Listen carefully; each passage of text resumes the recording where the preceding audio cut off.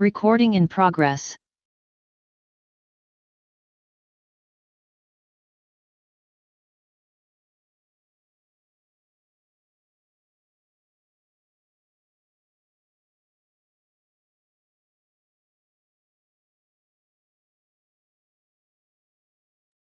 Oke, baik. Selamat malam. Assalamualaikum warahmatullahi wabarakatuh. Eh, apakah layar saya sudah terlihat dan suara saya sudah terdengar jelas?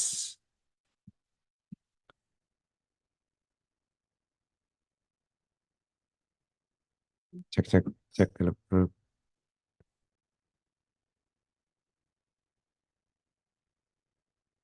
Oke, oke.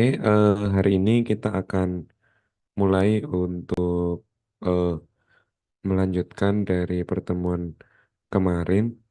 Kemarin kita sudah eh, banyak melakukan eksperimen dan juga pemahaman lebih detail mengenai computing service yaitu EC2. Nah, hari ini kita akan eh, mencoba untuk fokus pada database layer ya. Jadi untuk database layer ini eh, kita akan lebih banyak eh, mengenal pada RDS dan juga itu untuk perwakilan relational database. Kemudian untuk yang non-relational kita akan fokus pada DynamoDB sebagai non-relational database. Oke, ada tambahan terkait dengan security control, migrasi data. Jadi kalau misalkan kita sudah punya database di on-premise, mungkin ini adalah eh, step-step atau langkah-langkah yang akan bisa kita lakukan. Oke, jadi dari pertemuan yang kemarin, eh, kita sudah banyak berkutat di sebelah sini ya, di EC2 Instance dan EFS sebagai file Elastic File System ya. Jadi dia bisa seperti sharing directory semacam itu. Nah, kita akan sekarang mencoba untuk menghubungkan antara RDS ya dengan EC2 Instance.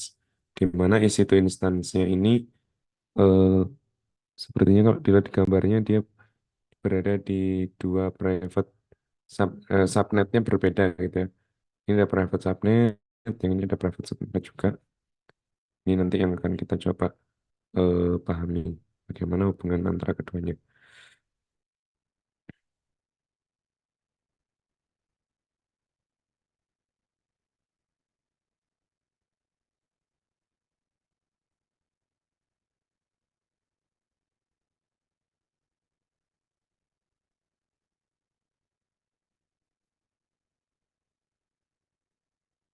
Oke, kemudian kita lanjutkan untuk ilustrasi ini ya.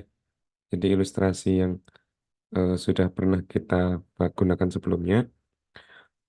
Dan sampai kemarin kita juga sudah ada database-nya ya. Jadi eh, websitenya sudah punya kemampuan me- untuk digunakan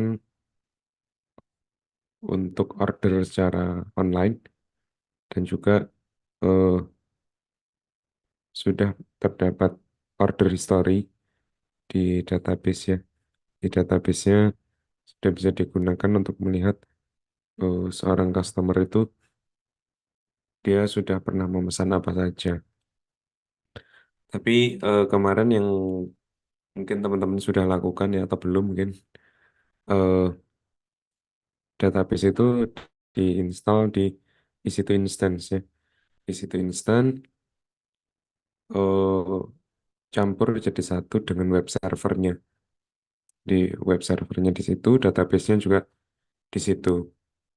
Nah, Marta menggun- menggunakan data-data yang ada itu untuk kebutuhan akuntansi dan juga keuangan. Frank eh, dia pengen tahu ya, apa sih yang paling banyak dipesan sehingga dia mungkin eh, bisa digunakan untuk inspirasi menu yang lain gitu. Nah, karena database yang sebelumnya itu diinstal di situ, artinya kita perlu ini ya, perlu juga memperhatikan terkait dengan upgrade atau patch jika suatu ketika terdapat problem seperti itu. Artinya eh, eh, Sofia sebagai orang yang tahu terkait dengan eh, teknologi informasi ini, dia merasa kalau apa proses untuk mengelola ini juga membutuhkan energi tambahan gitu ya. Jadi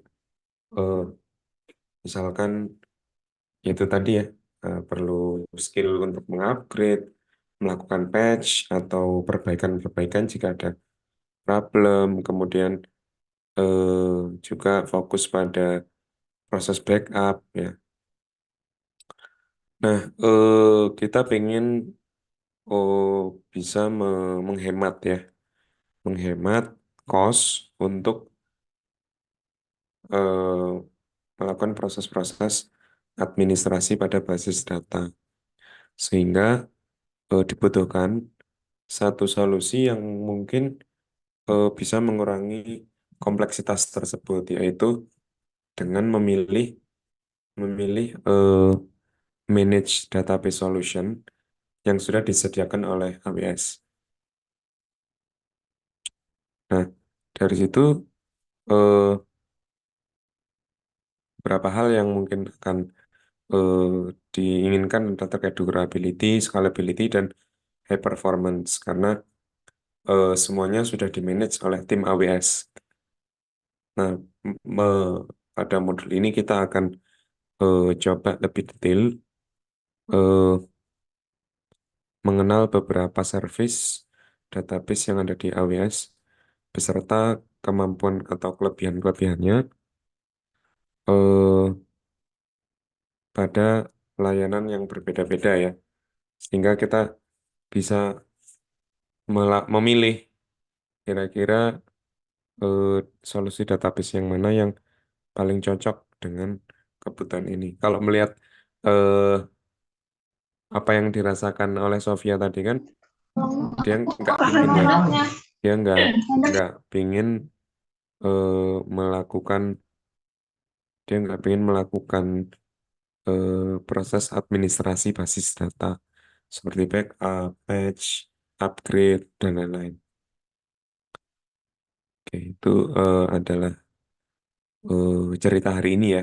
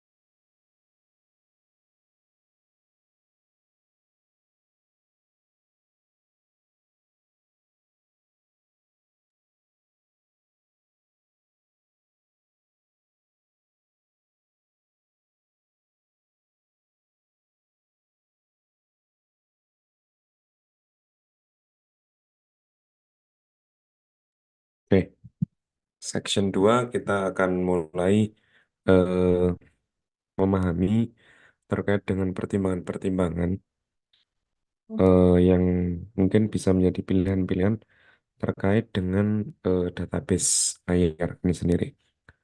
Oke, yang pertama terkait dengan scalability. Nah, ini scalability ini eh,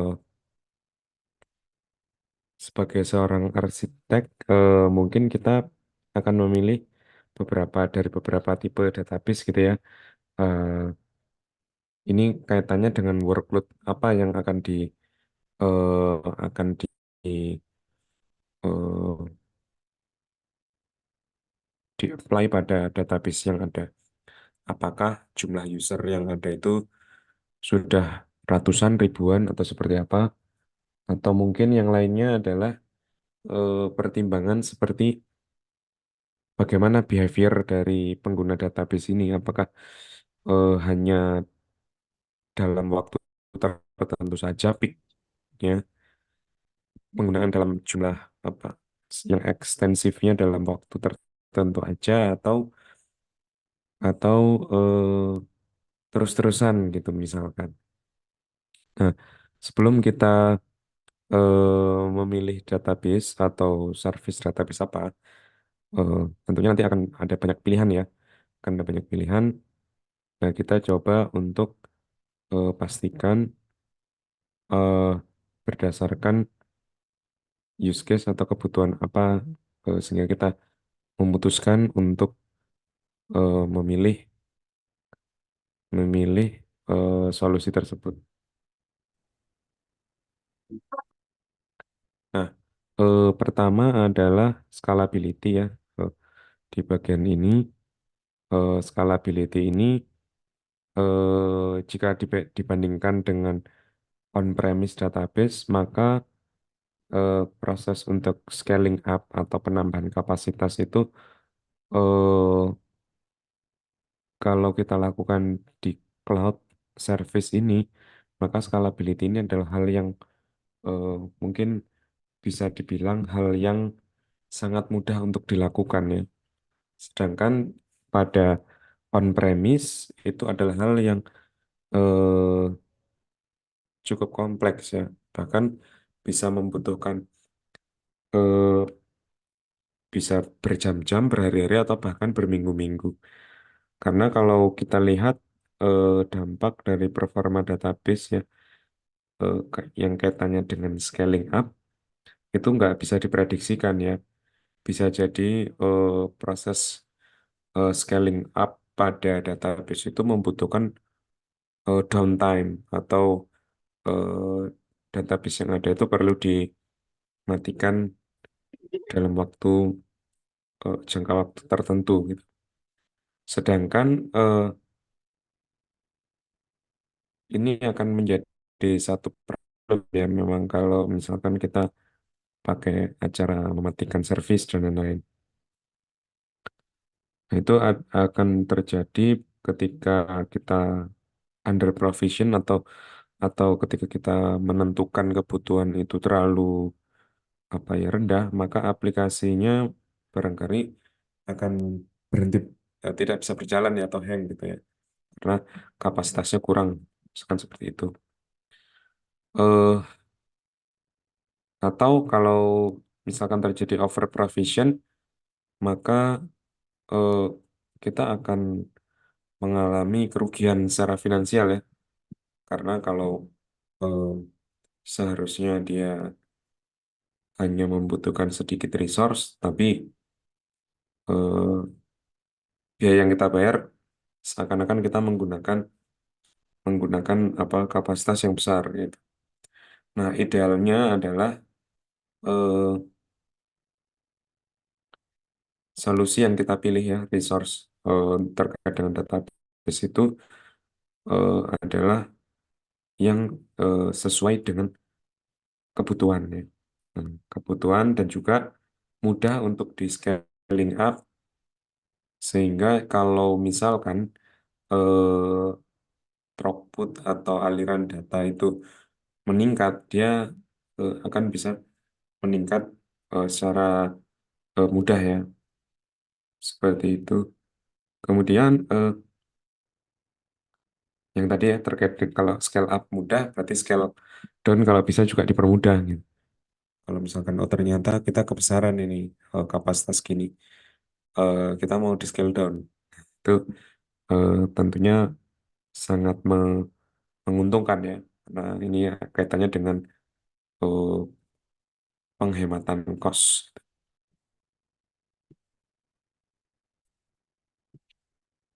Oke, kemudian adalah terkait dengan total storage requirement. Eh, ada pertanyaan, how large does the database need to be? Butuh berapa besar sih database itu, atau ya storage atau penyimpanannya itu butuh berapa besar? Apakah cukup gigabyte, terabyte, petabyte, atau di atasnya lagi gitu ya? Kita perlu menentukan ya bahwa workload ini butuh storage minimumnya berapa, seberapa besar database yang dibutuhkan. Nah, jika kita lihat eh,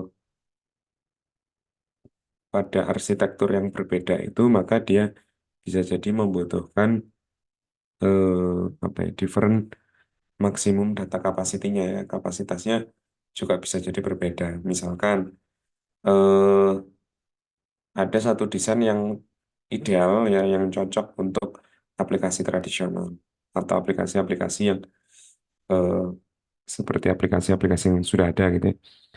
Sedangkan untuk use case lain, misalkan untuk caching atau session management itu nggak cocok. Itu cocoknya menggunakan NoSQL misalkan.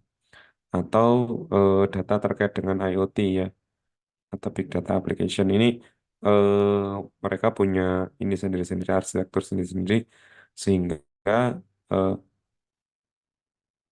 memahami atau bisa memprediksi kira-kira total storage yang dibutuhkan itu adalah hal yang penting ya, hal yang penting untuk bisa eh, untuk dipilih pada saat kita menambahkan database seperti itu. Oke, kemudian selanjutnya adalah object size and type.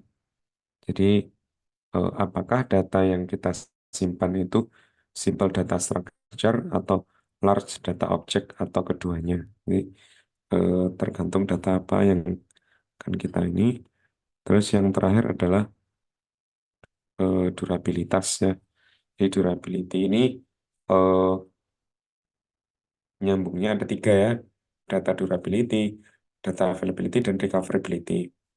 Jadi ini juga menjadi satu critical point dalam memilih database. Ya, memilih database tentunya eh, kita pengennya database, data yang kita simpan tuh eh, nggak gampang hilang, atau cek kalau bisa nggak hilang ya, nggak boleh hilang.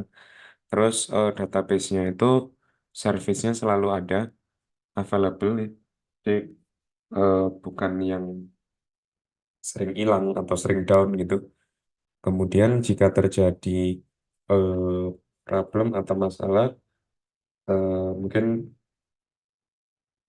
bisa apa, melakukan recovery, atau bisa jadi kayak semacam perbaikan gitu, perbaikan secara mudah ya. Jadi kalau ada crash, sistem crash, atau physical problem, data centernya bermasalah, eh, kita masih punya apa ya, backup ya. Dia artinya bisa di recover intinya dengan cara yang mungkin bervariasi seperti itu. Ada satu lagi mungkin ya yang eh, perlu kita perhatikan, yaitu residensi atau peraturan-peraturan yang melekat pada data yang ada. Misalkan eh, ada hukum-hukum yang menyebutkan masalah regional data privacy, apakah data yang kita simpan itu data yang kita simpan itu eh, sesuai sesuai atau sudah apa ya, sudah mematuhi ya, mematuhi peraturan-peraturan yang ada. Misalkan seperti itu. Nah, itu adalah empat atau lima aspek yang kaitannya dengan pemilihan atau consideration terkait dengan pemilihan service database.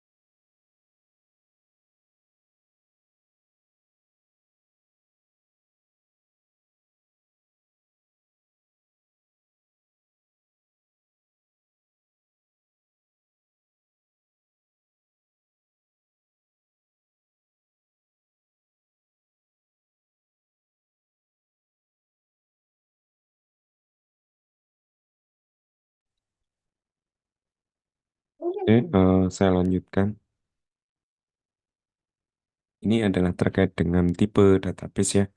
Eh, ini juga teman-teman sudah sering dengar ya kalau pemilihan database ini eh, tidak hanya terkait dengan apa eh, relational RDBMS apa yang kita gunakan, tapi apakah data kita itu masuk ke dalam jenis relasional atau non relasional seperti itu. Nah, terkait dengan perbedaannya, ini eh, nanti akan mungkin teman-teman akan eh, tahu ya ketika nanti kita akan membahas mengenai DynamoDB, dia adalah non relasional. Saya rasa di perkuliahan-perkuliahan sebelumnya teman-teman sudah pernah mengenal eh, bagaimana relational database itu bekerja. Kalau relational database contohnya Microsoft SQL Server, Oracle, MySQL, atau MariaDB gitu ya. Kalau relasional ada banyak banget ya sebenarnya ada banyak banget tergantung kebutuhan karena masing-masing non relasional itu punya punya apa ya? Punya ciri-ciri atau kebutuhan yang sangat spesifik gitu. Nah, kalau di sini ini contohnya adalah MongoDB, Cassandra, atau Redis. Seperti itu. Oke, ini adalah relational database yang mungkin secara umum ya. Relational database itu eh, kita tentunya akan ini berhubungan dengan RDBMS atau Relational Database Management System.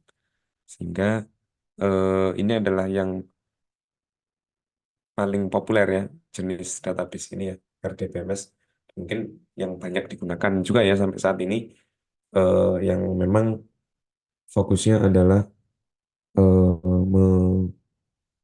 menjaga atau mungkin menghandle data-data relasional, yaitu terkait dengan integritas data. Kalau eh, di RDBMS itu mereka sangat ini ya, sangat strict ya, sangat strict, baik itu skemanya ataupun eh, relasi antar tabelnya itu semuanya saling saling saling mengikat gitu ya. Nah, terdapat beberapa alasan gitu eh, kenapa kita eh, masih menggunakan relational database. Yang pertama adalah kemudahan dalam menggunakan penggunaan. Yang kedua adalah data integrity control. Kita bisa atur gitu ya. Kita bisa atur apakah misalkan eh, kita harus membaca tabel dulu baru kita bisa menginsert atau kita bisa insert tanpa mempedulikan input atau kondisi tabel yang ada gitu misalkan. Jadi semuanya bisa dikontrol ya si RDBMS ini. Kemudian excellent at reducing data storage. Nggak terlalu besar ya datanya. Memang karena strukturnya disusun untuk saling berelasi, maka kita nggak akan redundan ya. Kita nggak akan redundan dalam menyimpan data. Berbeda dengan NoSQL yang memang nature-nya dia itu bukan relational database, maka ya bisa jadi akan terjadi perulangan-perulangan dalam penyimpanan data. Kemudian yang terakhir benefitnya adalah eh, bahasa yang digunakan atau common language yang standar untuk melakukan operasi-operasi pada relational database adalah penggunaan Structure Query Language atau SQL. Ini mungkin walaupun berbeda relational database, SQL-nya strukturnya hampir sama ya. Saya rasa sama gitu ya. Yang membedakan mungkin untuk hal-hal spesifik, misalkan function-function yang built-in functionnya itu dia akan berbeda. Eh, jadi hal-hal yang eh, menjadi pertimbangan ya, yang mungkin ini adalah hal ideal ketika kita menggunakan relational database adalah bahwa relational database itu memiliki skema atau aturan yang strict atau yang apa ya, eh, yang sudah fix gitu ya di awal sudah difikskan gitu. Sebentar.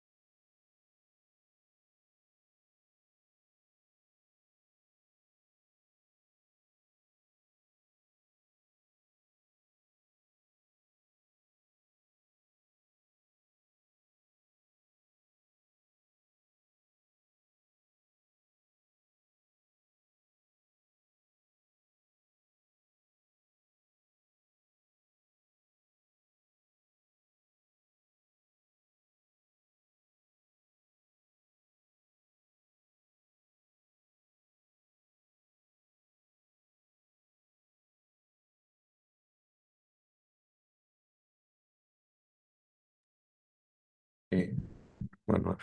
Jadi ciri-ciri yang utama dari relational database itu kan skemanya sudah ini ya, skemanya sudah fix gitu ya, sudah fix. Kemudian dia juga ACID compliant ya. ACID compliant ini eh, strukturnya sudah apa? ACID itu singkatan dari atomic, consistent, isolated, dan durable ya. Itu apa ya kayak prinsip ya, prinsip di dalam relational database. Kemudian jika ini cocok penggunaan relational database itu jika eh, kita nggak memerlukan extreme read and write capacity ya. Jadi ekstrim itu maksudnya apa ya? Baca tulis yang berat atau mungkin baca tulis yang sangat cepat gitu ya. Dan juga tidak membutuhkan extreme performance. Di ekstrim ini maksudnya apa ya? Oh, misalkan dalam satu waktu akan ditulis oleh berapa ratus ribu sumber data gitu ya. Jadi nggak sampai itu karena memang si relational database ini kayak contoh use case yang paling eh, gampang untuk menjelaskan relational database ini adalah aplikasi perbankan ya. Aplikasi perbankan ini yang paling cocok menggunakan relational database karena karena strict tadi, strict aturan-aturannya dan juga eh, memang nggak dibutuhkan untuk performan yang ekstrim seperti yang tadi saya sebutkan. Ini kalau di diagram ini kan apa? Ini database-nya, aplikasinya, ini usernya. Jadi user akan user akan menggunakan eh, application server, menggunakan application server yang bisa jadi di sini ada aplikasi-aplikasi PHP atau mungkin eh, web service dan lain-lain yang terhubung dengan database RDBMS ini. Seperti itu. Oke, selanjutnya adalah non-relational database ya. Oh, non-relational database ini atau kita sebut sebagai NoSQL ya. NoSQL dia relatif baru ya. Oh, banyak dikenal sebelumnya eh, nggak terlalu dikenal tapi akhir-akhir ini NoSQL ini jadi banyak juga yang menggunakan karena ya kebutuhan-kebutuhan baru yang memang apa ya muncul gitu ya. Ini perbedaannya adalah bahwa skema ya, skema eh, yang tadi kalau skema itu maksudnya kayak desain database-nya, desain tabelnya, kolom-kolom yang ada di tabelnya itu sudah fix di awal ya kalau yang relational database. Tapi kalau yang non relational ini dia tidak didefinisikan ya, dia tidak definisikan di awal. Hmm, ini benefitnya adalah flexibility karena eh, ya tadi ya struktur tidak didefinisikan di awal, kemudian lebih variatif ya untuk apa namanya untuk jenis datanya ya variety of data models. Misalkan bisa jadi berupa key value ya. Ini yang paling umum ya key value. Bayangkan seperti JSON atau mungkin data-data yang lain atau mungkin struktur graph seperti ini. Ini juga eh, salah satu tipe atau jenis dari NoSQL. Nah, eh, karena tadi dia fleksibel ya, sehingga NoSQL ini skemanya bisa dinamis.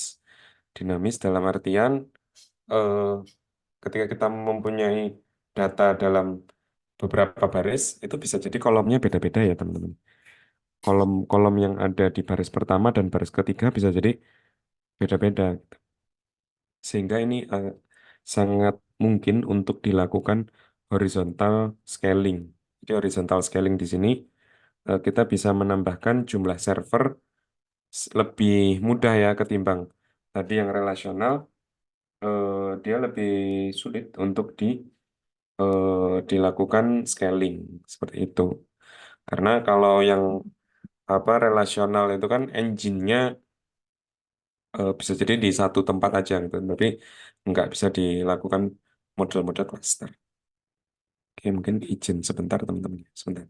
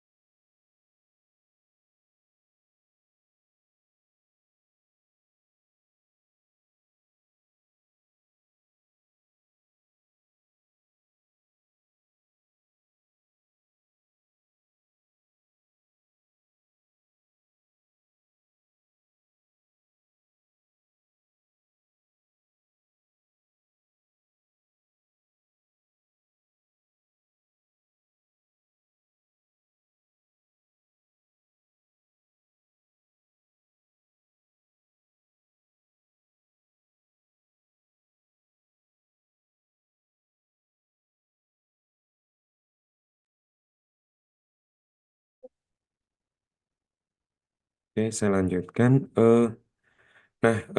Jadi non-relational database ini sangat optimal ketika kita memang punya kebutuhan yang khusus gitu ya, kebutuhan spesifik terkait data dan RDBMS yang ada sekarang itu bisa sangat banyak ya, sangat banyak pilihannya dan memang masing-masing RDBMS itu punya tujuan atau fungsi yang spesifik ya. Jadi nggak seperti RDBMS. Kalau RDBMS kan hampir semua fungsinya sama. Hanya yang membedakan produk atau mungkin dia dari perusahaan apa yang mengembangkan. Nah, ini adalah beberapa pilihan yang ada di Amazon ya, atau AWS. Kalau relational database ada RDS, Redshift, Aurora. Kalau non-relational ada macam-macam. Elastic, Case, Neptune, atau DynamoDB. Nah, tapi kita fokusnya di dua ini ya, Amazon RDS dan si DynamoDB. Seperti itu.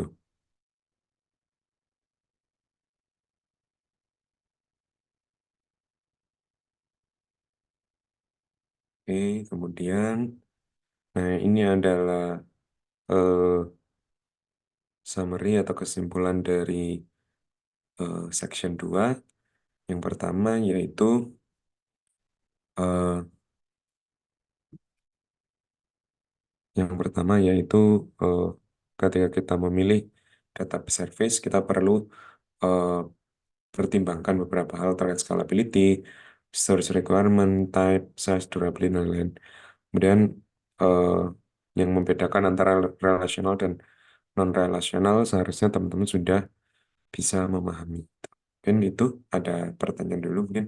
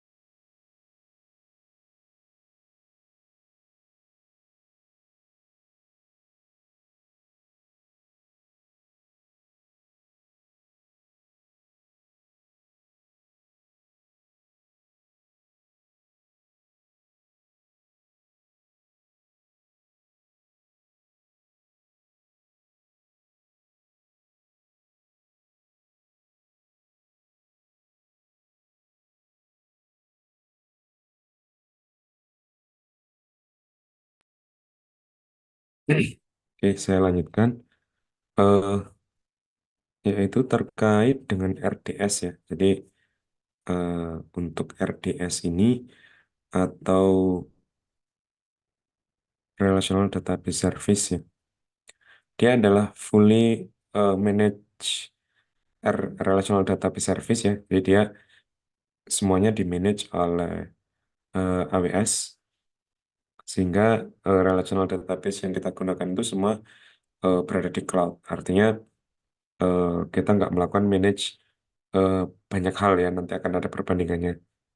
Jadi sebelum kita mengenal RDS itu seperti apa, mungkin bagian ini akan eh, bisa digunakan untuk mengetahui ya perbedaan kalau kita eh, menggunakan on-premise ya yang sebelah kiri ini on-premise. Yang kedua adalah ketika kita menggunakan database yang diinstal pada virtual machine Amazon, yaitu EC2 ya. Dan yang ketiga adalah eh, manage database ya. Oke, nah di sini eh, tentu sangat terlihat perbedaannya ya. Kalau yang on-premise ekstrim lah, semuanya hampir semuanya kita yang ngurus gitu, you manage. Yaitu mulai dari listriknya, internetnya, server maintenance, OS sampai ke aplikasinya. Dan memang kalau kita kategorikan atau kita kelompokkan, maka database ini adalah tergolong dari aplikasi seperti itu. Eh,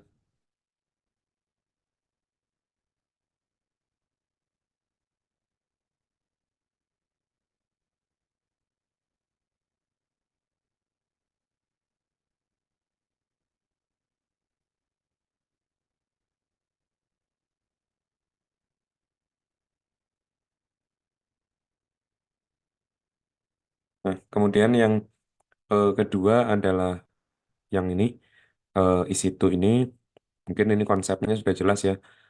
EC2 karena virtual machine dia seperti operating system biasa.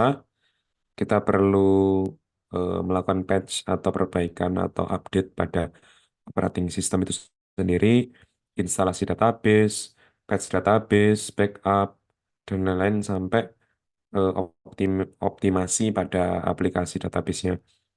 Dan yang terakhir adalah database yang ini host database ya. Jadi yang ini adalah RDS. Misalkan kita hanya memanage aplikasi kita, sedangkan database dan lain-lainnya kita nggak ngurusin ya. Ini manage AWS. Jadi kita fokusnya di optimasi aplikasi yang kita bangun. Tentu saja ini akan menjadi perbedaan yang sangat signifikan ya teman-teman ya. Bahkan jika dibandingkan dengan ketika kita menginstal di EC2 instance, maka dia ini lebih apa? Lebih lebih berat ya.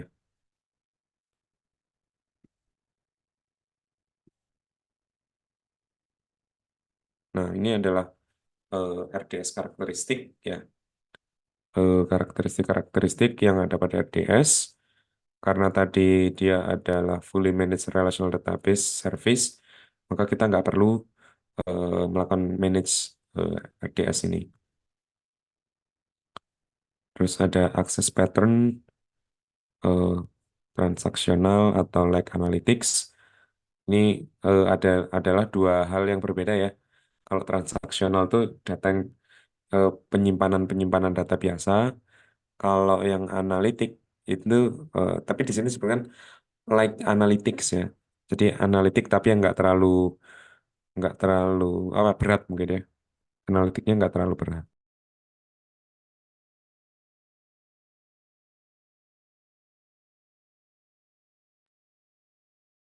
Kemudian untuk data size-nya, range-nya di low terabyte.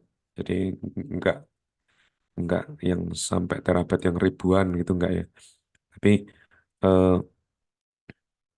kalau di sini disebutkan low terabyte range, and dia juga akan terus bisa terus bertambah gitu ya.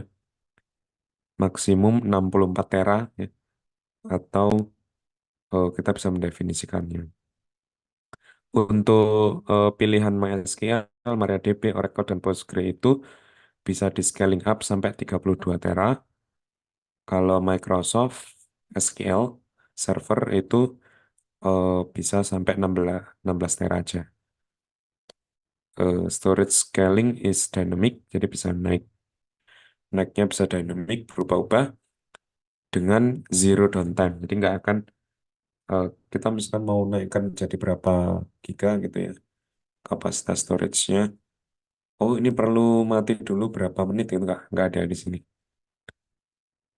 Terus kalau performance-nya dia mid to high throughput ya, jadi dalam satu waktu dia bisa mengeksekusi banyak data ya, penyimpanan data karena dia menggunakan SSD ya, SSD dan juga ada opsi sampai 3 IOPS per provision gigabyte. Jadi ada 3000 IOPS. eh, Kemudian storage type-nya cocok untuk database workload, untuk transactional database seperti itu memang cocok.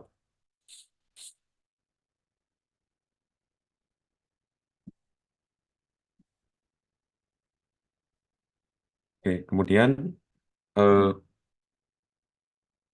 database-database yang disediakan oleh RDS yaitu saat ini ada 6 ya, 6 tipe RDBMS. Yang pertama adalah eh, Microsoft SQL Server, Oracle, MySQL, Postgres, Aurora, Amazon Aurora ya, dan MariaDB. MariaDB dan MySQL mungkin sama ya. Yang satunya community, yang satunya di maintain oleh perusahaan. Terus untuk database instansinya juga ada beberapa family ya, ada T family, M family, dan R family. Ini, eh, nah lagi-lagi karena si AWS ini menyediakan beberapa opsi, maka tentunya dibutuhkan apa ya, pemahaman yang lebih ya terkait dengan apa requirement organisasinya. Organisasi itu membutuhkan yang seperti apa sih? Maka kita butuh yang eh, T family atau M family atau R family seperti itu. Oke, ini lebih detail nanti bisa dibaca sendiri ya. Nah, ini example use case atau contoh use case-nya. Eh, jadi misalkan di sini kita menggunakan RDS itu untuk salah satu komponen gitu ya, komponen dalam eh, solusi dalam bisnis gitu ya. Nah, di sini eh, perusahaan itu pengen mendapatkan satu apa insight atau satu informasi yang baru ya terkait dengan data mereka, yaitu user mengupload data pada S3 eh, paket ya.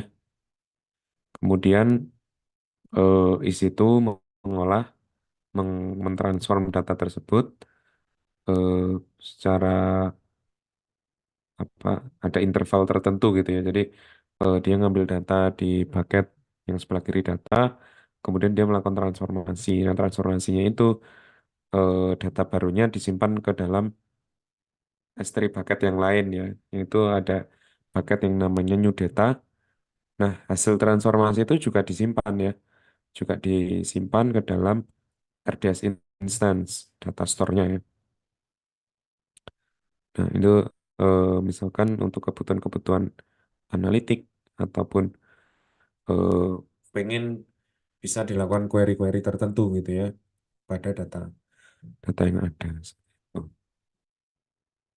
Oke, mungkin itu kemudian ada guided lab ya. Jadi kita diminta untuk membuat RDS database.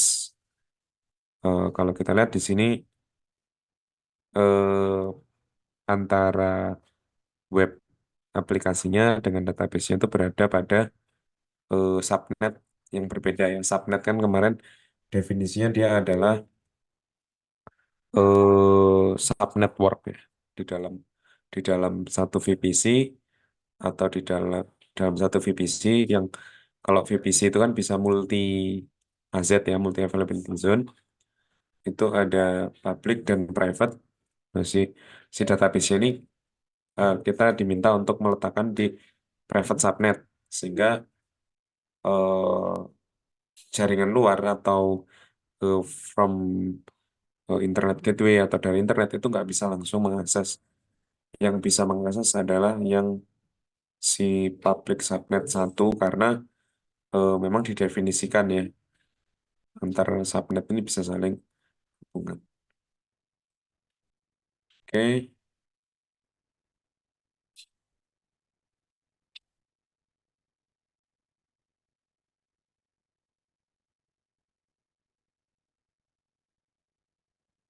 Nah, kemudian kita akan coba melihat ada multi availability zone deployment untuk high availability artinya eh,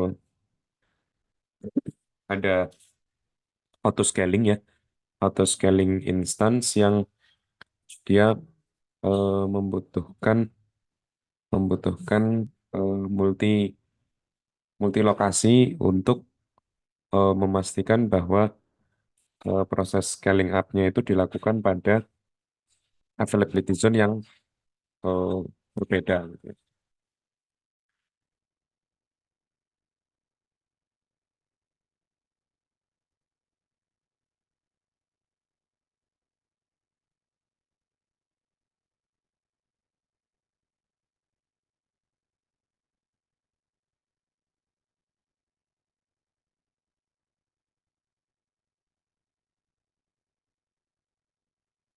Oke. Nah, jadi RDS ini memang punya punya satu apa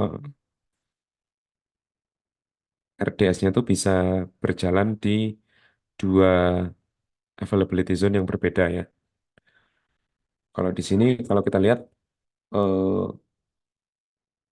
eh, komunikasi antar database itu dilakukan secara sinkronus ya, bisa sinkronis. Kalau sinkronus replikasi itu kalau ada perubahan di satu, kalau di sini di primary maka dia akan diupdate di RDS secondary-nya atau backup-nya ya. Sedangkan untuk di situ ada auto scaling group untuk application instance, dia bisa nambah atau berkurang dengan sendirinya.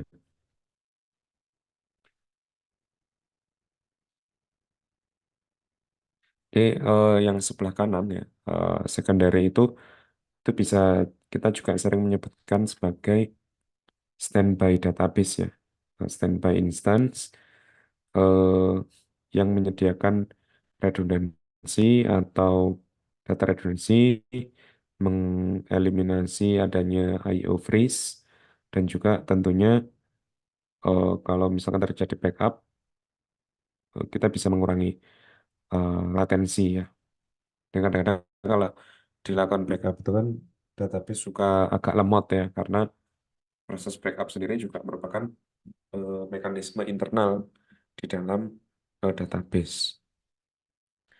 Nah, kalau kita lihat seperti ini, maka eh,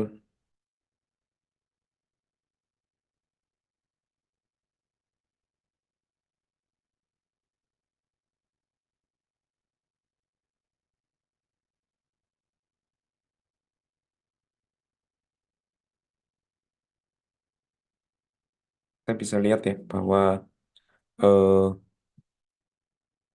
keunggulan menggunakan multi AZ ini ya, di ini kan kalau kita baca kan kalau ada incoming akses ya atau routing gitu DNS dari luar, kemudian dia mengakses EC2 instance. EC2 instance ini scalingnya juga bisa multi multi availability zone di mana physically ini ada di tempat yang berbeda gitu ya. Bisa jadi ketika kita akses kita dapat di data center satu atau di data center 2. Tapi eh, apa isi to instance ini seharusnya identik ya atau sama persis. Kemudian setiap isi to instance itu diarahkan ke database primary ya. Nggak ada, kalau kita lihat nggak ada yang langsung akses ke secondary karena secondary ini hanya digunakan untuk backup ya atau replika saja. Jika misalkan ada problem di primary, maka dia akan diarahkan ke yang secondary-nya seperti itu. Sebagai tambahan bahwa si RDS-nya itu eh, dia menggunakan storage EBS volume ya. Jadi mungkin seperti yang kemarin sudah kita bahas ya bahwa EBS ini dia persisten yang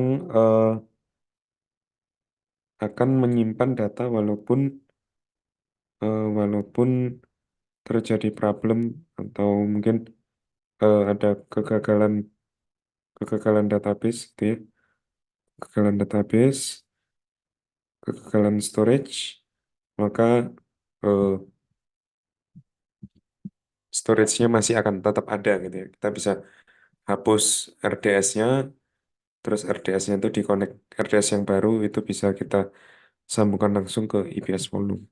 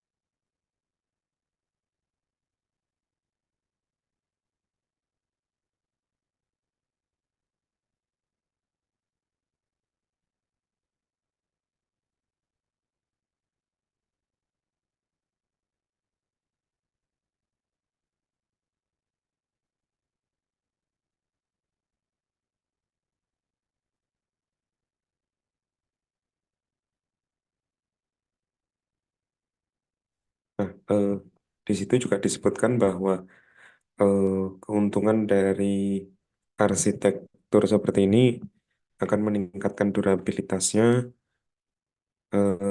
meningkatkan availability-nya, dan ini standar sih, durability, availability, dan recoverability-nya ya. Berarti ini eh, yang dikejar. Ini ada automated failover condition.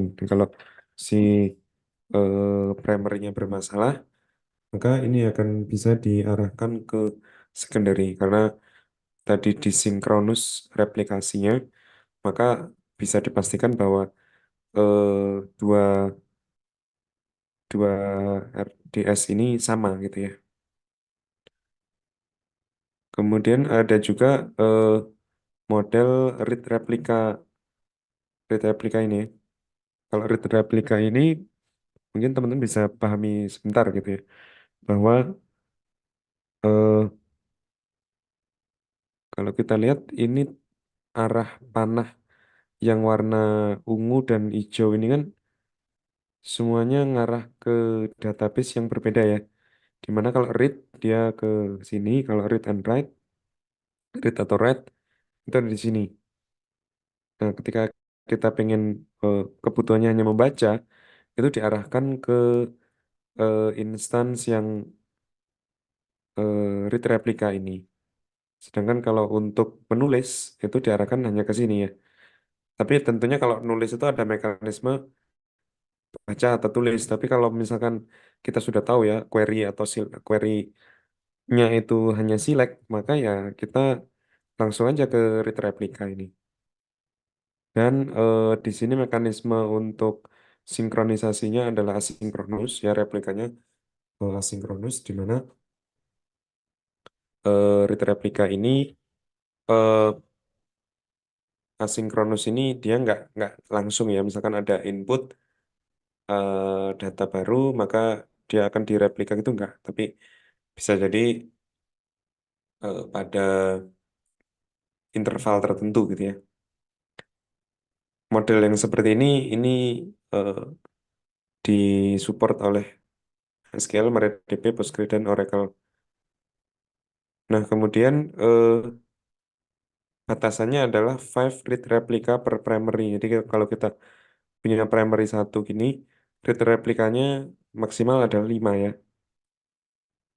Kemudian strict read after write consistency ini yang harus dilakukan ya. Nggak boleh eh, kalau kita tentukan read after write berarti kan habis ditulis kita harus membaca lagi gitu ya. Harus dipastikan bahwa data itu sudah terupdate atau belum. Maka itu eh, perlu dilakukan hanya dengan eh, bisa dilakukan di primary-nya. Read after read itu nggak bisa dilakukan di read replikanya. Nah, kemudian ada juga satu skema ya, jadi ada tiga skema ya. Kalau yang terakhir ini adalah RDS backup solution. Misalkan kita punya satu RDS ya, yang di AZ1 ini juga disinkronus seperti ini ya. Nah, di sini kita lakukan backup ya. Backupnya ini kita simpan di S3 bucket ya. Tentunya backupnya kan pasti dilakukan oleh internal RDBMS itu ya. Di snapshotnya itu atau transaction log dari RDS itu kita simpan di S3 bucket ya. Sehingga eh, apa kita bisa setelah dari sini ini kita bisa copy juga ke S3 bucket yang lain. Jadi ada double gitu ya. Di beda region. Jadi misalkan ada problem eh, besar-besaran gitu di satu region, maka masih aman karena copy database-nya itu ada di region yang lainnya. Seperti itu.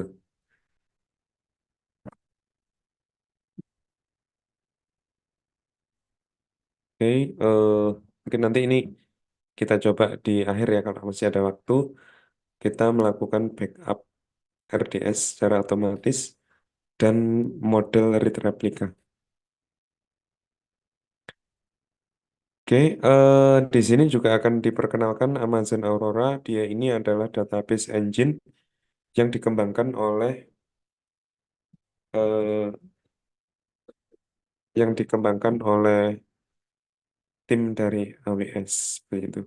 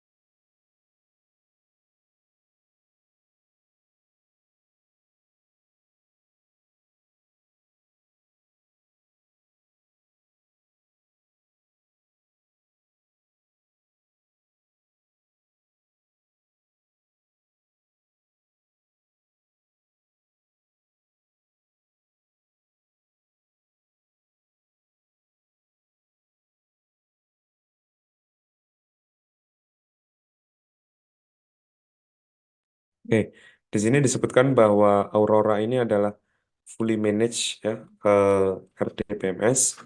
Dia merupakan eh, MySQL and PostgreSQL compatible, sehingga dia ini merupakan versi MySQL atau Postgre yang dioptimize pada service AWS ya. Jadi mereka menyebutkan bahwa 5 kali lebih cepat dari standar MySQL ya. Jadi kalau teman-teman pengen lebih cepat dari MySQL, ketika menggunakan AWS itu gunakanlah Aurora gitu ya. Dan juga eh, 3 kali lebih cepat dari standar Postgre. Kalau MySQL dia 5 kali lebih cepat dari MySQL. Kalau jika dibandingkan dengan Postgre dia 3 kali lebih cepat.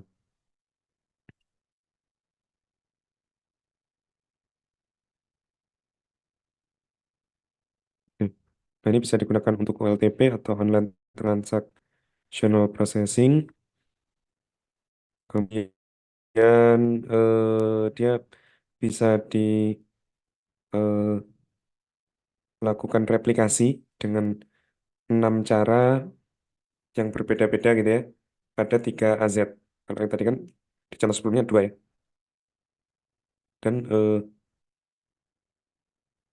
nah misalkan apa ya misalkan sebelumnya itu sudah menggunakan MySQL atau eh, Postgre ini eh, perlu hanya sedikit perubahan aja gitu. Karena tadi kan disebutkan sudah kompatibel. Oke, kemudian selanjutnya adalah Redshift. Dia ini adalah eh, untuk data warehousing ya. Untuk kebutuhan data warehousing, eh, dia tidak berada di RDS ya. Dia berdiri sendiri. Dia nggak ada di bawah RDS. Kalau RDS kan tadi MySQL, Postgre, dan Aurora, dan lain-lain tadi. Kalau Redshift ini dia service sendiri. Memang digunakan untuk special use case ya, yaitu data warehouse atau gudang data ya. Jadi memang Redshift ini digunakan untuk data yang strukturnya cukup rumit ya, untuk query yang berat ya, karena memang untuk analisis ya, highly structured, frequently accessed, dan beberapa kebutuhan yang lain. Nah, ini adalah eh, kesimpulannya. Jadi kita sudah memahami eh, apa perbedaan gitu ya antara database managed by AWS atau yang tidak, kemudian support yang diberikan untuk RDS, eh, ada beberapa mekanisme atau arsitektur terkait dengan deployment multi-AZ, Read Replicas, Amazon Aurora, dan Redshift seperti itu. Oke, ada pertanyaan dulu mungkin?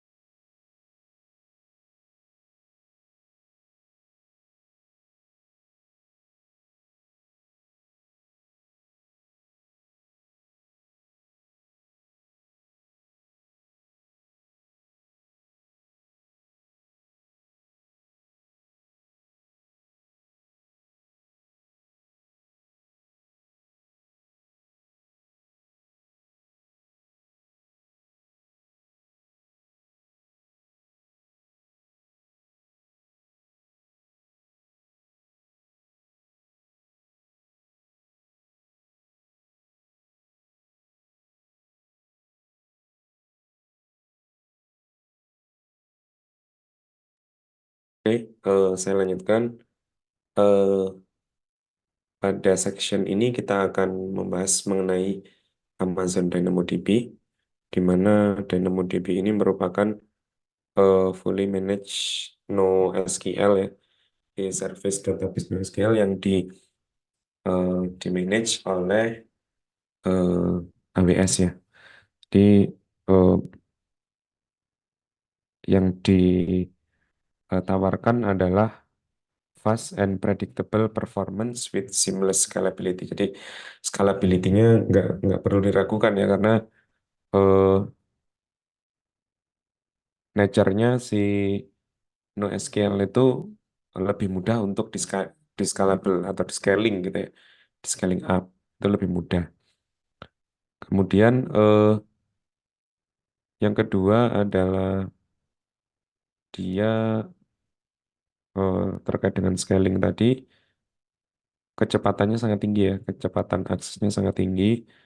Kemudian eh, dia serverless alias tidak perlu melakukan server provisioning, patch atau manage server dan tanpa perlu menginstal apapun ya, menginstal software atau mengoperasikan software tertentu nggak perlu karena kita tinggal apa menggunakan gitu ya.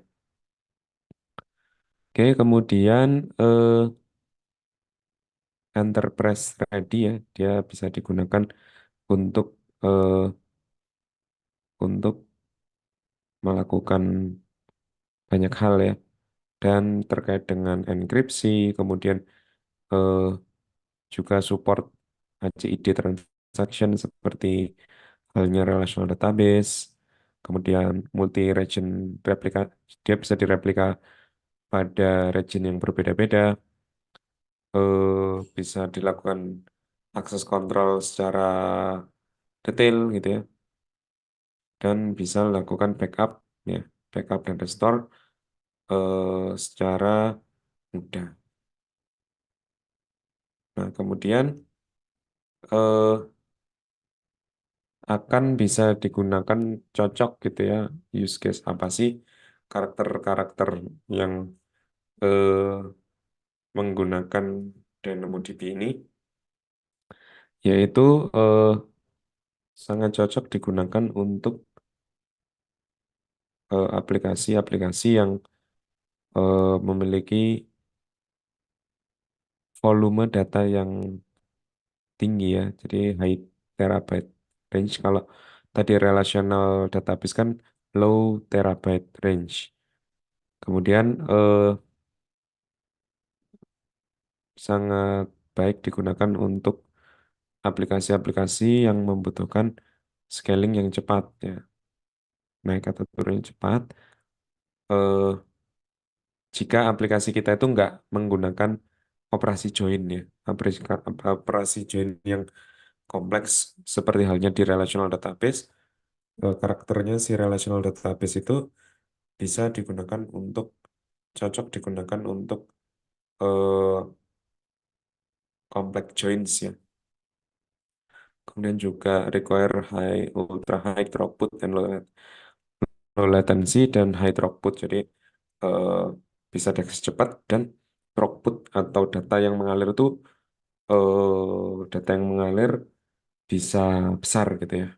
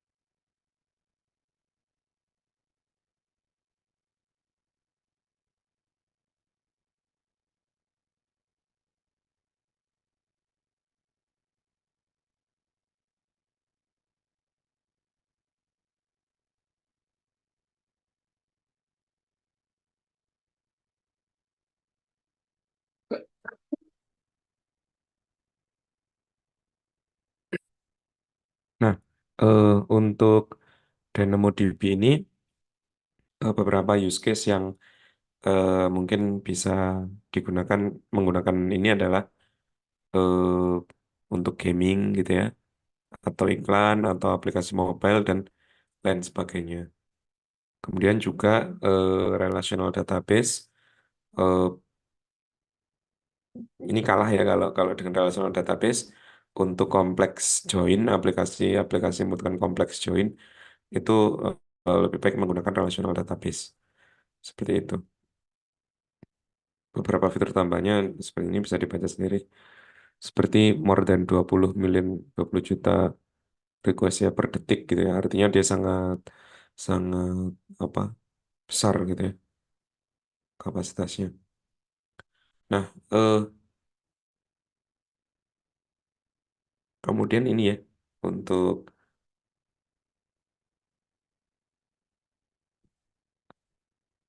model-model dari eh, model struktur datanya ya, struktur data dari NoSQL.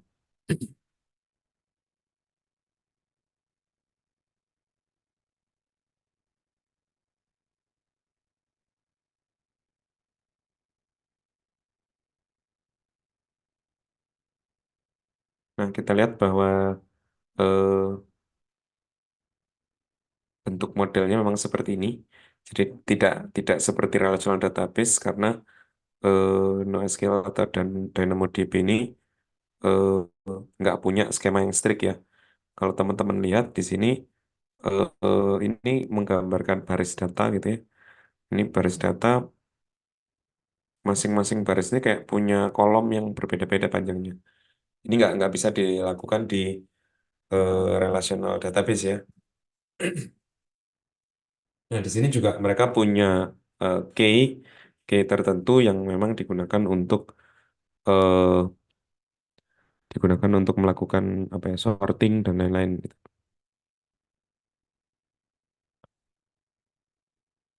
Oke, DynamoDB table holds items. Jadi eh, sebuah item itu adalah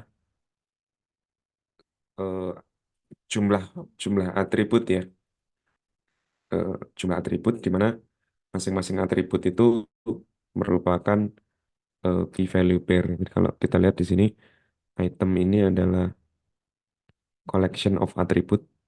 Ini item ya, item itu baris ya. Jadi kita nggak menggunakan istilah row. Kalau table itu adalah collection of data element. Masing-masing elemen ini eh, ini kita sebut atribut. Kemudian baris ini kita sebut item. eh, Kalau kumpulan dari item atau collection of data element itu kita sebut sebagai tabel.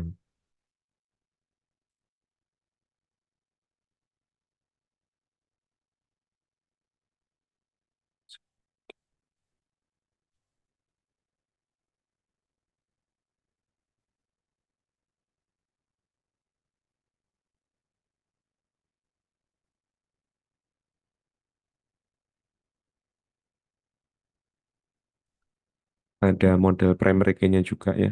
Jadi primary key ini adalah eh, partition key atau hash key. Dia adalah atribut dari suatu item ya dalam sebuah tabel yang dia sifatnya unik ya atau nggak boleh sama eh, karena itu adalah identifier atau penciri dari setiap item yang ada. Kita akan melakukan menspesifikkan primary key mana yang eh, menjadi primary key gitu ya dalam saat kita membuat tabel.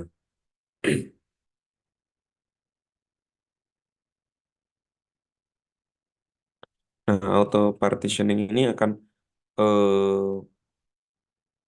terprovision secara otomatis ya, yaitu jika datanya bertambah atau bertambah besar maka dia akan menyesuaikan.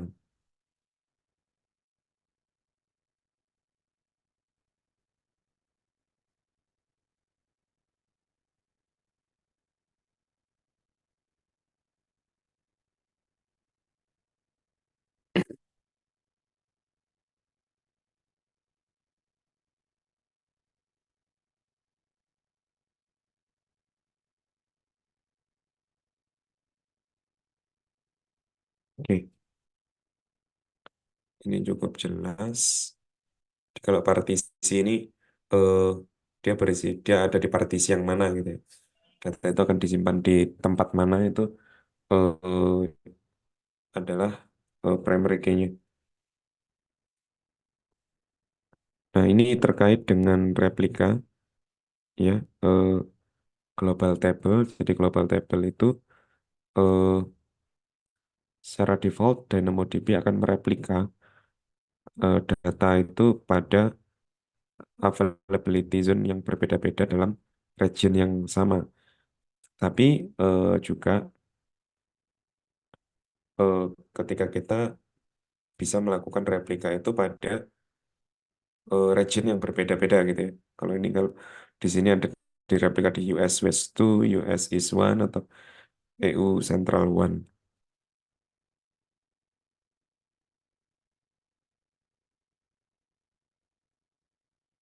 Nah, di sini ada global tables ya, di mana global table ini eh, merupakan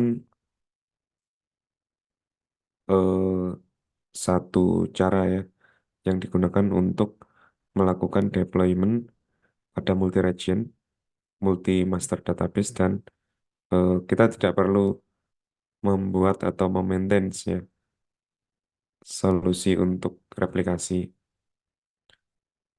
Karena kalau ketika kita menggunakan global table, maka AWS region akan eh, memberikan informasi bahwa eh, lokasi tersebut available. Hmm,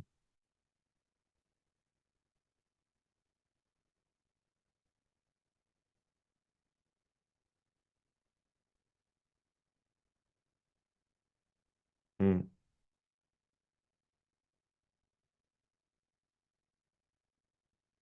ya.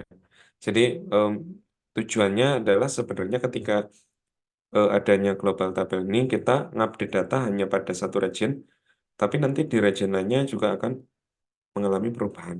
Seperti itu. Ini contoh use case dari eh, DynamoDB ya,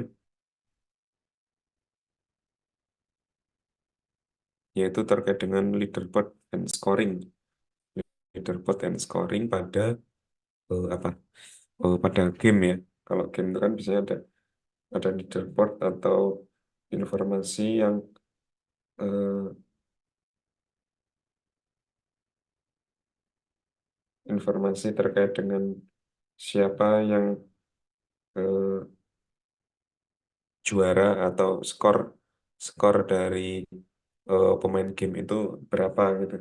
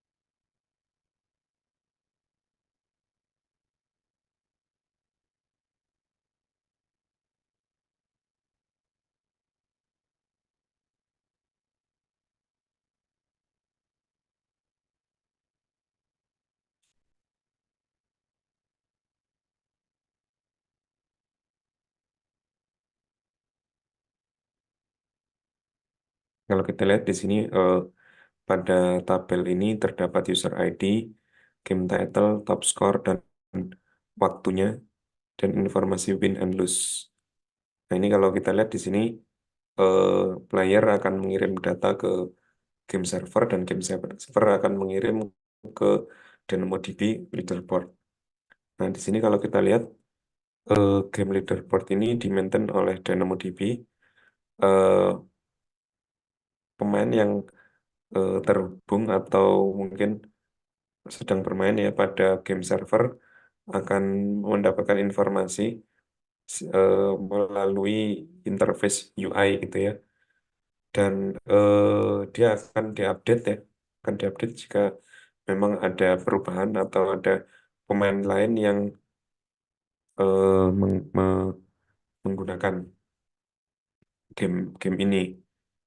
Terus yang kedua adalah temporary data online chart ya. Nah, ini online chart ini, kalau misalkan teman-teman lagi menggunakan aplikasi e-commerce ya, jual beli online, itu kan data disimpan, sorry, eh, eh, ketika masuk keranjang, nah itu data itu sebenarnya disimpan di mana sih?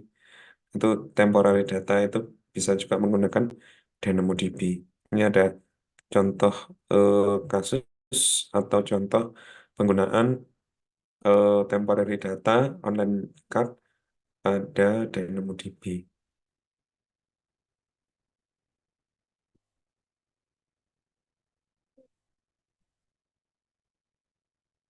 Ini ada dua jenis ya konsistensi option. Jadi konsistensi option ini eh, ada eventually konsisten atau strongly konsisten. Nah, read konsistensi itu merepresentasikan eh, bagaimana dan kapan successful read menulis atau mengupdate itu eh, terjadi pada sebuah item. Jadi si DynamoDB ini akan menunjukkan, menentukan bahwa karakteristik dari konsistensi pada request itu seperti apa gitu ya. Nah, yang pertama adalah eventually consistent sebelah kiri ini. Ketika kita membaca data dari DynamoDB tabel, maka respon yang eh, dibaca atau dikembalikan itu eh, belum tentu merefleksikan kondisi data yang sebenarnya. Nah, maksudnya apa? Bisa jadi dalam waktu yang bersamaan itu terdapat orang lain yang sedang menulis pada sebuah database atau sebuah tabel gitu ya. Nah, di sini eventually konsisten ini 1 detik ya. Jadi mungkin juga ya akan terjadi double input atau data yang double karena mungkin belum terjadi, belum terreplika gitu ya. Sedangkan kalau yang strongly ya, strongly ini strongly consistent rate ini adalah DynamoDB akan mengembalikan respon data paling update ya, artinya eh, dipilih gitu ya dari sekian banyak data yang paling update yang mana. Respon yang dikembalikan itu adalah merefleksikan update dari eh, operasi yang sebelumnya sudah terjadi.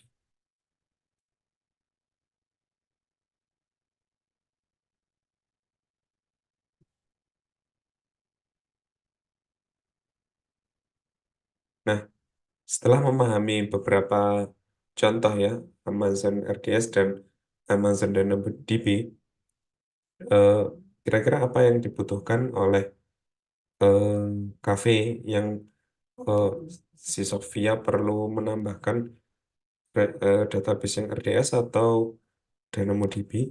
Ini kita akan coba diskusikan. Kira-kira apa, teman-teman?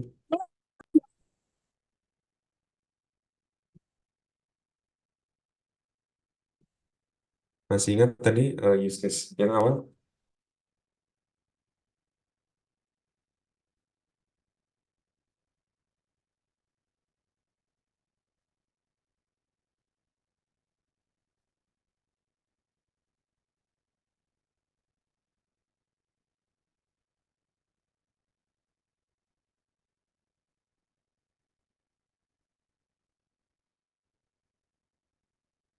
RDS atau NoSQL? RDS ya, banyaknya RDS.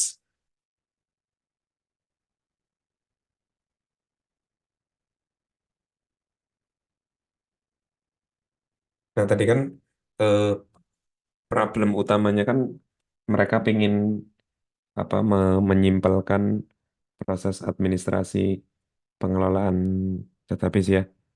Itu maka kalau nggak mau pakai database yang terinstall di situ ya bisa menggunakan RDS.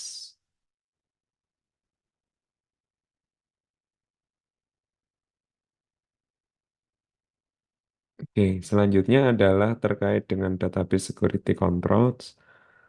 Eh, oke, nah balik di awal ya kalau security itu kewajiban dari nggak hanya AWS tapi juga kewajiban dari pengguna atau pengembangnya. Jadi ketika kita eh, mengembangkan aplikasi di cloud ini, AWS akan bertanggung jawab terkait dengan security of the cloud, yang maknanya adalah AWS akan memproteksi atau melindungi infrastruktur yang eh, tempat di mana RDS itu berjalan. Sedangkan klien itu tanggung jawab pada security in the cloud. Jadi hal-hal yang ada pada data-data yang ada pada cloud itu adalah tanggung jawab dari usernya. Nah, salah satu rekomendasi keamanan, ya, security recommendation untuk RDS ini adalah instance yang dibuat itu dideploy pada VPC ya atau Virtual Private Cloud, sehingga eh, kita bisa menggunakan si RDS ini di dalam private subnet, sehingga eh, tidak bisa diakses secara langsung pada jaringan internet yang secara luas gitu ya. Kemudian VPC juga eh, memiliki IP firewall ya, jadi, melakukan proteksi sehingga eh, bisa di ini ya, bisa mengkontrol eh, melalui jaringan ya. Kemudian ada beberapa yang lain yang bisa menggunakan AWS IAM, kemudian memanfaatkan security group SSL atau enkripsi in transit. Jadi kalau pakai SSL tentunya eh, enkripsinya ada di tengah-tengahnya gitu ya. Oke,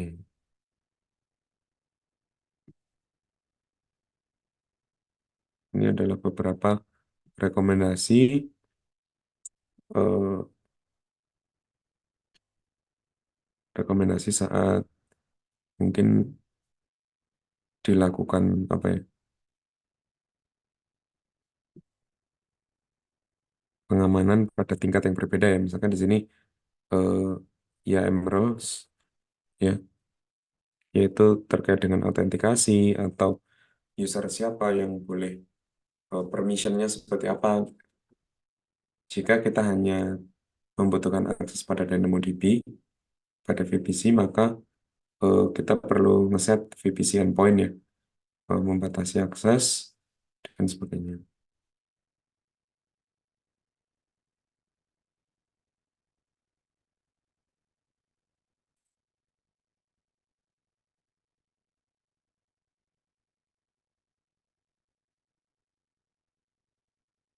Oke, selanjutnya adalah migrasi data ke dalam database AWS. Mungkin ada pertanyaan dulu.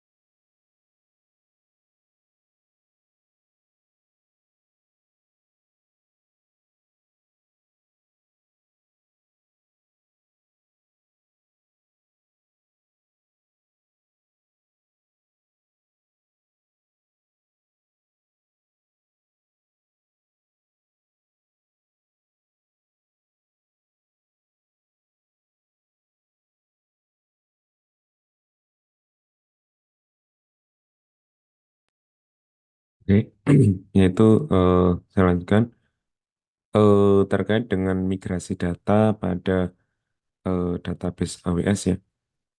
Nah, di sini kalau kita lihat ada sebuah service ya yang disebut AWS Database Migration Service atau DMS, di mana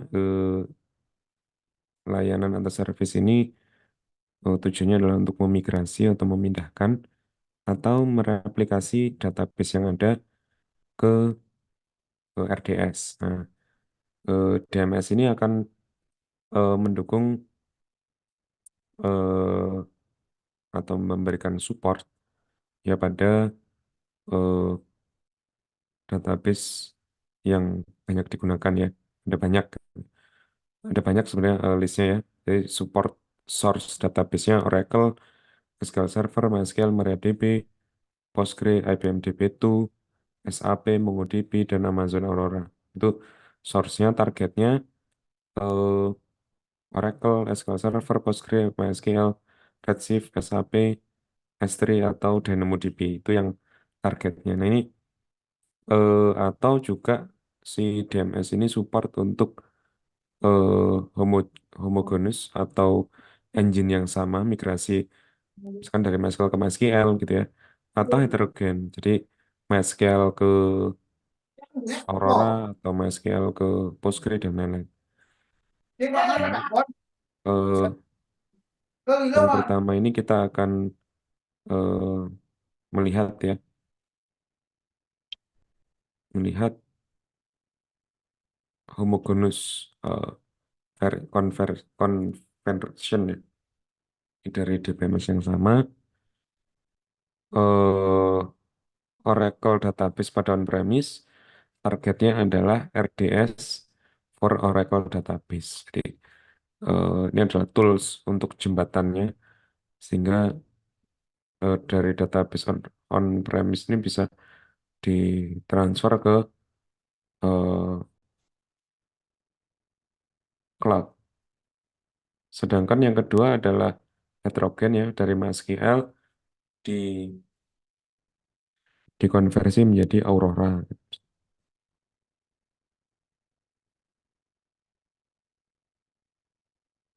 Nah, ini kunci-kunci atau fitur-fitur, kunci fitur yang ada pada DMS ini apa saja? Yang pertama adalah eh,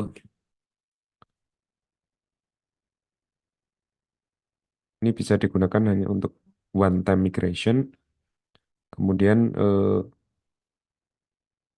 kita juga bisa menggunakannya untuk continuous data replication. Jadi berulang-ulang gitu ya.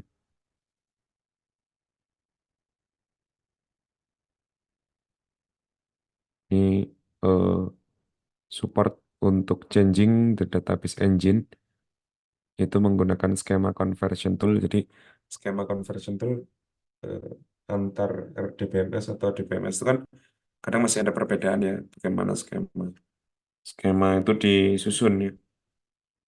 Nah, ini step-stepnya ada create target database, kemudian migrate database skema, skemanya aja yang dikirimkan, setup proses untuk replikasinya, eh, initiate data transfer, dan switch to new database. Jadi secara umum seperti ini ya. Ini saya rasa cukup mudah untuk dipahami stepnya. Nah, kemarin kita juga sempat membahas apa Snowball Edge ya. Dia adalah service eh, berupa apa, device untuk mengirim data yang terlalu besar ya. Kalau kalau data itu terlalu besar bisa jadi lama gitu kan. Nah, ini kita bisa menggunakan skema apa tadi? Skema conversion tool, kemudian disimpan di Snowball Edge, disimpan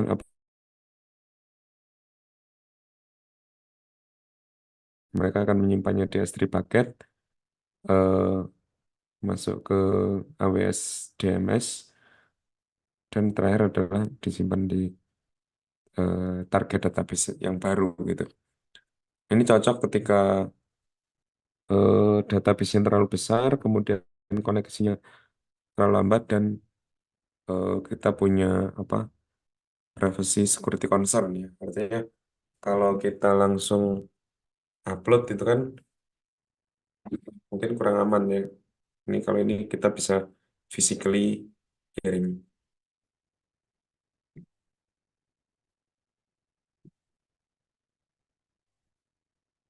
Ini ada challenge terkait dengan migrating database to RDS. Kalau kalau di kasus yang sebelumnya kan database itu sudah berjalan ya di kasus cafe ini, yaitu berjalan di EC2. Nah, dari EC2 ini kesulitan gitu ya si Sofia kesulitan untuk maintain. Jadi saat itu si Olivia dia adalah software cloud architect memberikan saran ya, saran terkait apa yang mungkin bisa dilakukan gitu.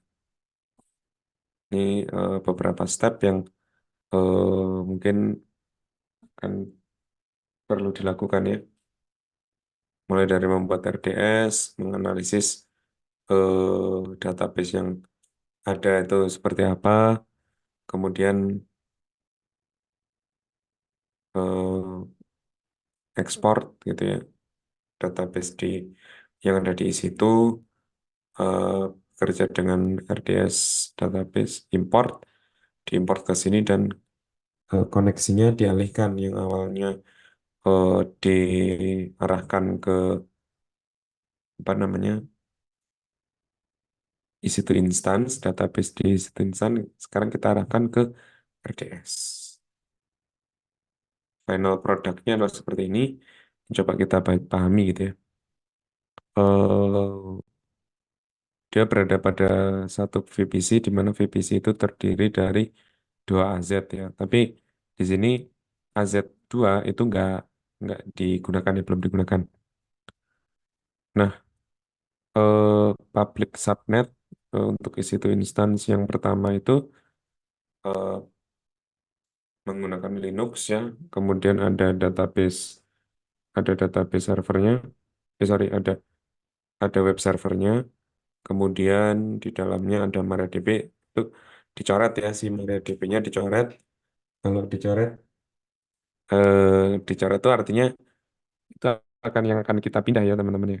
Akan kita pindah eh, yang kemudian kita gunakan adalah yang di private subnet satu alias R MariaDB yang ada di RDS. Dan di situ ada PHP juga, ada PHP application. Kemudian si eh, kontrolnya menggunakan IAM role ya. Jadi di situ ada IAM role yang di sini berisi informasi-informasi terkait dengan parameter ya. Parameternya ini disimpan di eh, sini.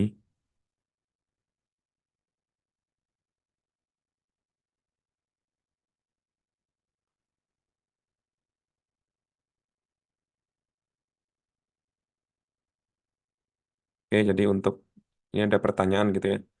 Sample exam question. Aplikasi ini membutuhkan highly available relational database dengan initial storage 8 tera. Oh, gede banget. Oh enggak, ini bukan kasus yang tadi, ini kasus yang lain. Akan grow 8 giga setiap hari to support expected traffic at least accurate replicas. Oh, membutuhkan 8 read replika gitu ya. Maka database apa yang bisa menghandle seperti itu? Ini kan sebenarnya hampir sama seperti pertanyaan yang ACF ya, model ACF, tapi eh, kasus yang diberikan ini lebih detail gitu ya, mulai dari kata kuncinya kan apa relational database, kemudian eh, datanya nambah 8 giga per hari dan read replika kira-kira apa teman-teman? Ya Aurora ya tadi ya, Aurora. S3 jelas bukan. DynamoDB juga bukan ya, karena dia bukan relasional. Dan yang terakhir kalau Redshift, dia adalah untuk kebutuhan data warehouse. Kalau kita lihat kenapa kok bukan Redshift ya. Ya walaupun teman-teman nggak tahu yang 8 GB tadi. Kalau Redshift seharusnya nggak digunakan untuk kebutuhan seperti ini. Oke, mungkin ada pertanyaan dulu dari teman-teman.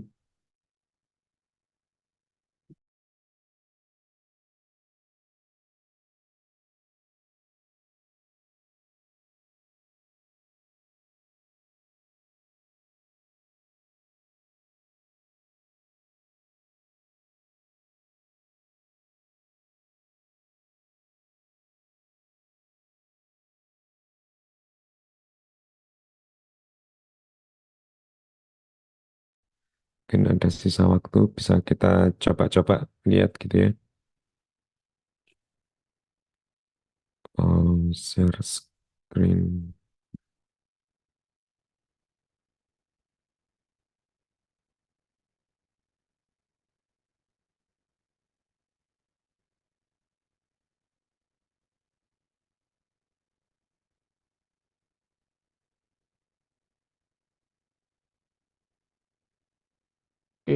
Share screen desktop one.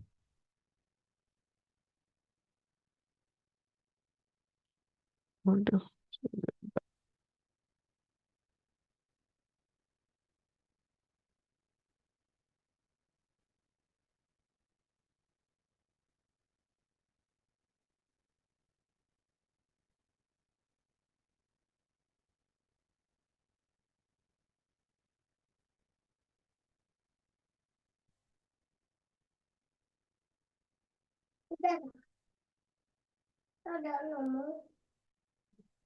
Ya, jadi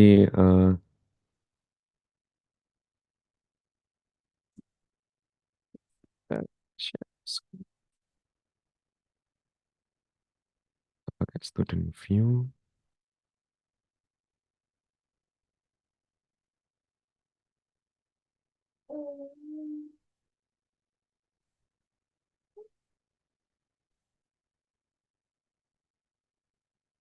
Hmm,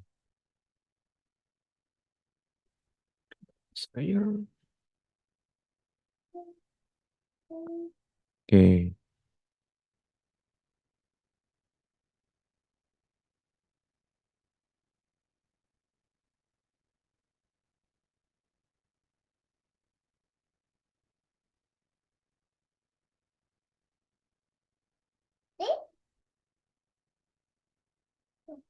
Hmm, Seperti biasa,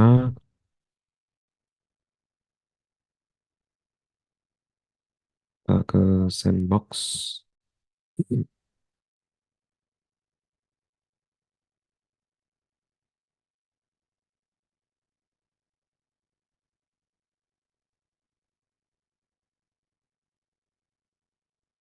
Jam 9 ya. Start map.